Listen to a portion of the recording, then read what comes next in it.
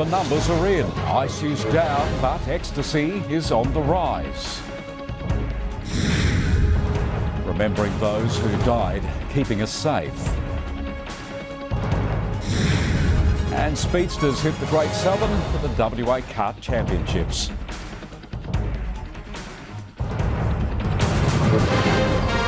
Live across Western Australia, GWN7 News with Noel Brunning.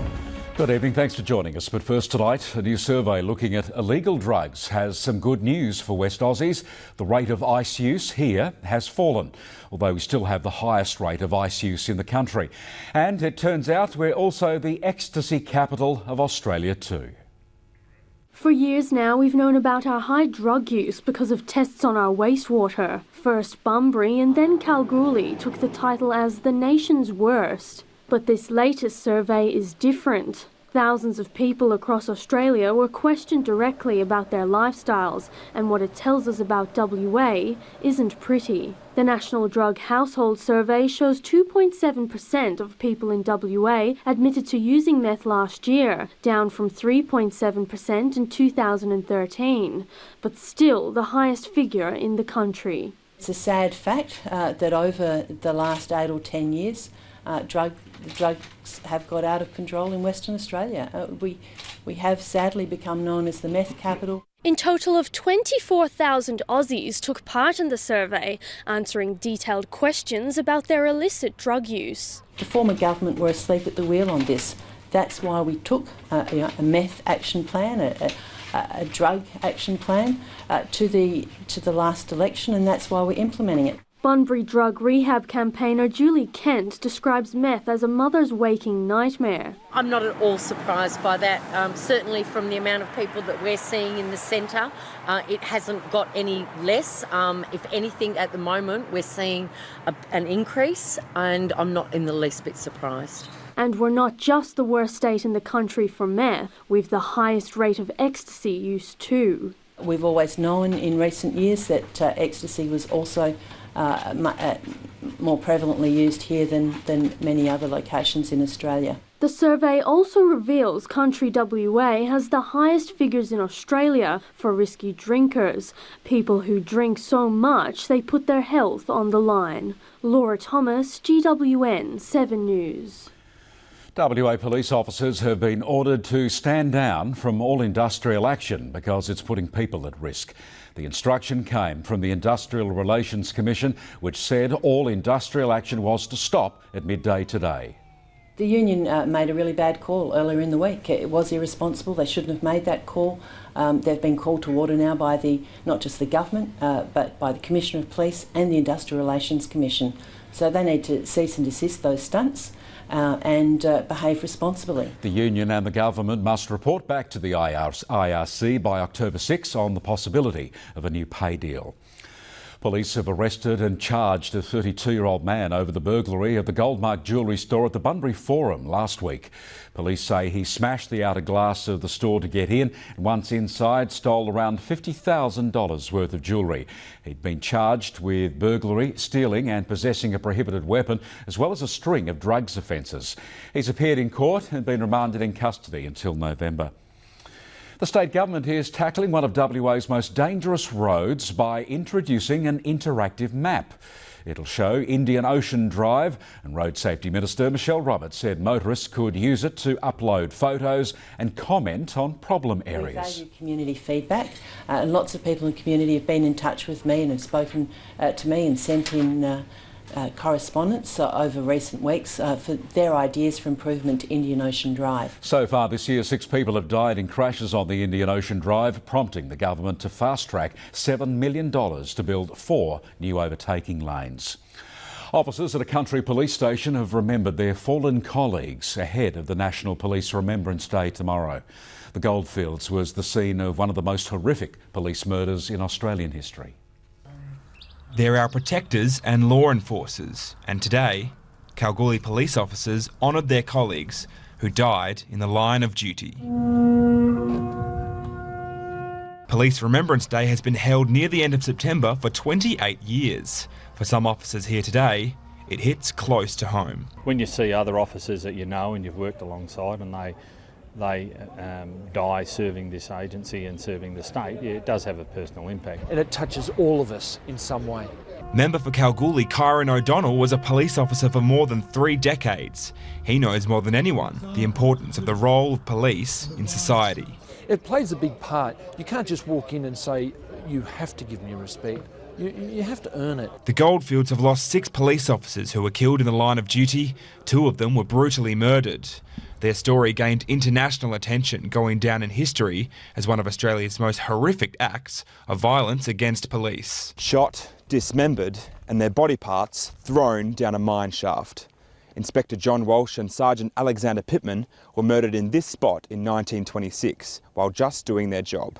Their gruesome murder is a reminder of the dangers police officers put themselves in every day. The girls and boys that wear the uniform do go out there and they do put themselves on the line for the community, and God willing that most will come back home safely, but we do realise that sometimes that doesn't happen. Brendan Crew, GWN7 News. Geraldton police are looking for a man who ran away from officers after getting bogged on the beach. The Holton Jackaroo got stuck on Sea Star Beach, and when police arrived at the scene, the driver made a run for it. The car has been impounded. In a separate operation, Geraldton police searched a property and seized meth, cannabis and drug pipes, and another search in Noangarup turned up cannabis, amphetamines, drug paraphernalia, ammunition and jewellery. Shares in WA company De Grey Mining have soared 150% after a gold strike in the Pilbara. Miners have found 91 gold nuggets, many the size of watermelon seeds, in a new target zone at Mount Roe basalt. It's exciting news for the miner because the area has previously been known only for iron ore. The Royal Show was hit hard again today with bad weather keeping visitor numbers down. So far this year, it's been one of the quietest shows ever. The situation is so serious, the Country Women's Association has made a plea for help. The CWA says the lack of visitors is jeopardising the show's future, and it's urging families to make the trip to Perth and get to the show. It's disappointing for the Ag Society, and I know the volunteer effort and the hours and the time that people are giving to put something like this on. There's a lot of free things going on around here. It doesn't have to cost the earth. Members say the show is vital in bringing together people from the country and the city. Well, I honestly believe that so many children aren't able to relate to the country at all. As you can see, visitors are a bit thin on the showgrounds today. There is no doubt the weather has affected the number of people coming through the gates, despite the fact there are plenty of indoor pavilions and activities throughout the showground. We are getting a lot of people through the pavilions because it's raining, so they're seeing things they don't usually bother to go and see. So we've had quite a few through today. I think most of people just think if it's wet, it doesn't really matter, you can still go on lots of rides and have fun. It's usually more full, so we're not having to clamber in today. There's definitely room for a pram to carry my son around. But, it'll be great fun. We'll still do everything like when it's not raining that we do in the rain. So the show runs until Saturday. Mia Edgerton-Warburton, GWN7 News. It wasn't just the rain that hit Perth, Shauna, there's been thunderstorms and hail as well. Yeah, thanks, Noel. Look, it was Four Seasons moving through the south today, and our metro area seemed to get the full brunt. We had a cold front and mid-level disturbance crossing through here. You can see these sort of western districts, and the lower west recorded the heavier falls through today. And then behind that, the sunshine did reappear. Plenty of that, of course, to our north. Columbaroo, our hottest place, with 40. Derby got to that 37 and 29 today for Broome. The westerlies have been gusty right through the Pilbara. Marble Bar got to 35 and a top of 30 there for Onslow. After a low of 13, Carnarvon reached 22, Geraldton 19 just before 1 p.m. We had a cool start for Kalgoorlie before reaching that maximum there of 20. Early rain before sunshine and 17 for Bunbury, Albany 16. It was a chilly morning south as well. The official cold spots were Ayr and Norseman with just 1 degree. Norseman did warm up to a very nice 19 today. Okay, here's the rainfall map. Now till 9 this morning, the highest report was this 19 millimetres we had. That was at Windy Harbour in the southwest. Bunbury recorded 9 mills. And then further through today, we've had 6 mills reported from Busselton and then 15 at Rottnest Island. Now, latest reports have the sunshine back for the weekend and into early next week. The forecast for your place right after sport. The boys from Hit FM join us next with entertainment news, plus on the course but off the grid. The golf club harnessing renewable energy.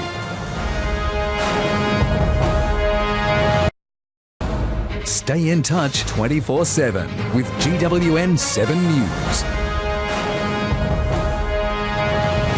The State Heritage Council visited Esperance today to have a look at the town's iconic jetty and controversial jetty, part of which collapsed recently.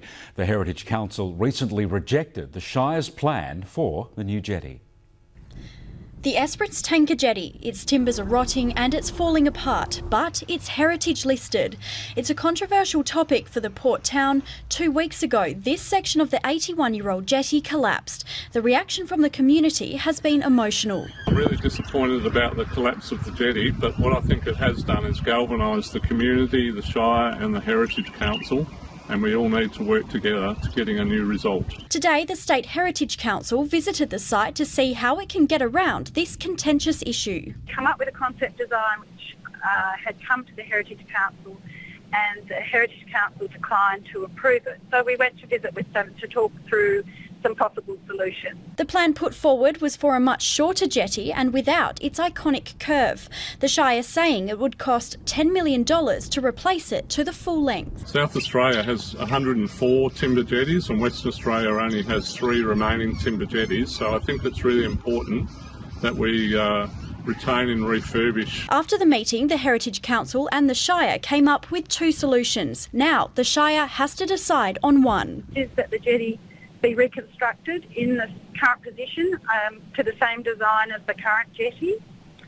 And the second option was to build a replacement jetty. A design that would reflect the old jetty, incorporate heritage values, that was very important. Kate Ryan, GWN7 News. A country golf club has become the latest business to take itself off the state electricity grid. It's part of a growing trend away from expensive poles and wires and towards reliable, renewable energy. Exmouth Golf Club is now standing on its own feet as far as power is concerned. It's relying on a standalone system for all its electricity needs. While grid power will remain critical to much of country WA, Horizon Power is taking a different approach in remote areas, getting rid of poles and wires and replacing them with self-contained systems. The system has taken us off the grid. We're an end user supplier, so there's power lines that no longer need to be maintained to the golf club. Making the switch from traditional power to new reliable sustainable solutions comes at no extra cost to the customer. It's an excellent example of what Horizon Power are endeavouring to do for all of their remote customers, to put in renewable energy, cheap energy and battery systems which make a very, very reliable operation. This is how it works. The SPS system generates and stores its own power using these solar panels and batteries. And there's a backup diesel generator, just in case, making Exmouth Golf Club the latest country WA example of how it's possible to exist off the grid, with the most important element being the sun. The batteries store the rest of the electricity when the sun is not shining, as like it is today. There's cloud cover. The batteries supplement the solar electricity. Horizon is confident the system will supply power 24/7, rain, hail or shine, minimising the environmental impact on remote country WA. Christina Simic, GWN7 News. Part of Broom's Cable Beach will soon be off limits to locals and visitors to help out the local flatback turtles. The nighttime curfew will run from October until February and covers the nesting and hatching season. The area north of the rocks will be closed to vehicles from 8 p.m. till 6 a.m. The turtles lay their eggs several hundred metres away from the ocean. The hatchlings often emerge at night. If you're driving along the beach, people should make sure they stay away from the dunes system, because that's where the nests are going to be. It might be unlucky for some, but these are 13 very lucky puppies.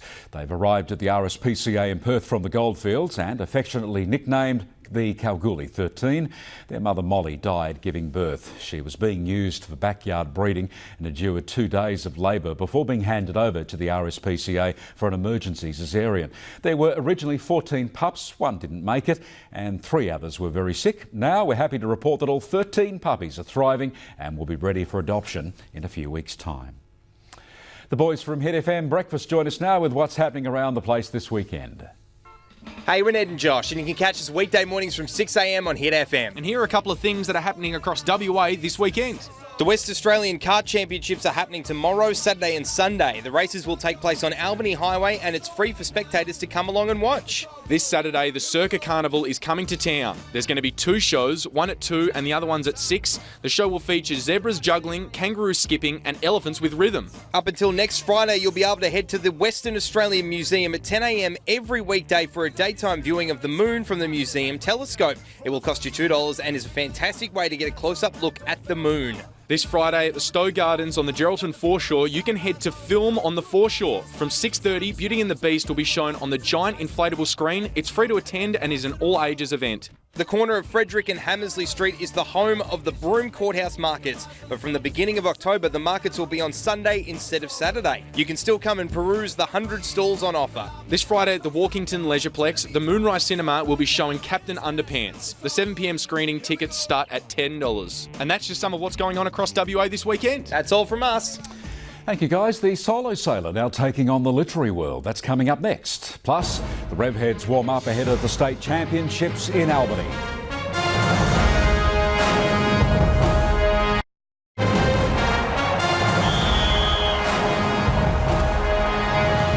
Solo sailor Lisa Blair has announced she's writing a book about her adventure around the Antarctic. It'll be published by Australian Geographic and should be released early next year. The book will share her story about how she set out from Albany to become the first solo woman to sail solo around the Antarctic. Live the dream, Lisa! After facing a few near disasters, she returned to Albany in July after sailing nearly 37,000 kilometres in her yacht, Climate Action Now. Almost 200 go-karts have hit the track in Albany for the 2017 WA Kart Championships. The local club is keen to show off its newly extended track and is pushing karting as a sport for the whole family. It's a sport for those with a need for speed, and the state championships kicked off today in Albany. The city last hosted the championships in 2011, but the track has been extended since then. It's the first time everyone has raced on our new track, so to be able to showcase our track and facilities to the wider karting audience is a great opportunity for the club, but also obviously bringing dollars into the Albany area as well. Out of the 190 drivers, only around 10 are from Albany, but the local club says more people should get involved, especially families. I got into karts when I was a junior. It was a great opportunity for my father and I to have a bit of fun, a bit of son-father bonding time, I suppose, and you'll see as you walk around the pits a lot of that carries through today. Kids love racing.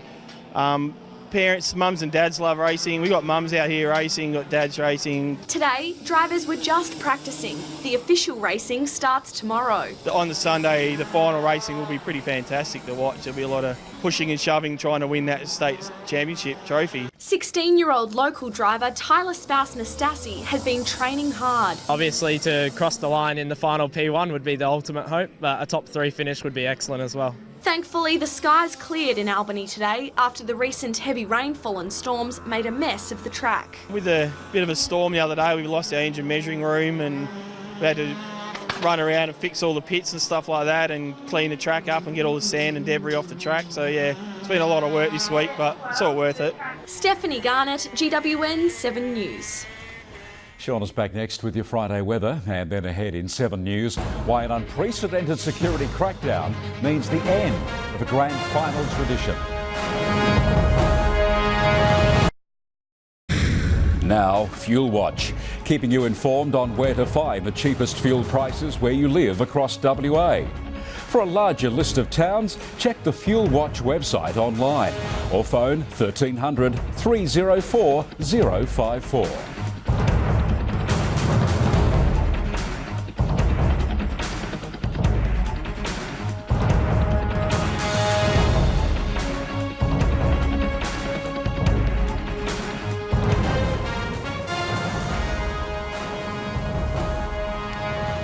September rainfall averages are well up in the south, but Shauna, the sunshine now returning. It is. Thanks, Noel. Just in time, of course, for our weekend. Now, a high-pressure ridge developing over the southern half here tomorrow, so that means clearing skies.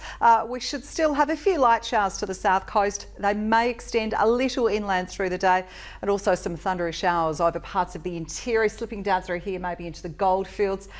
Into Saturday, our weekend starts those inland thunderstorms well to the interior and will be contracting then further east out of WA.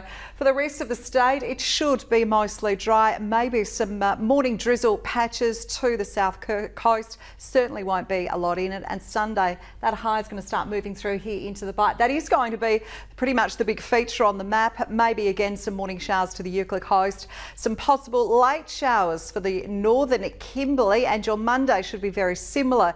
We may start to see some cloud building over eastern parts through here. You can see of WA, and again some seasonal storms are forecast up there for parts of the Kimberley, where it is a sunny morning tomorrow. Kununurra is forecast top 39 and 31 degrees there for Broome. Look, more of those rather fresh southwesterlies pushing up through the Pilbara. Karratha 32, a windy 29 for Exmouth.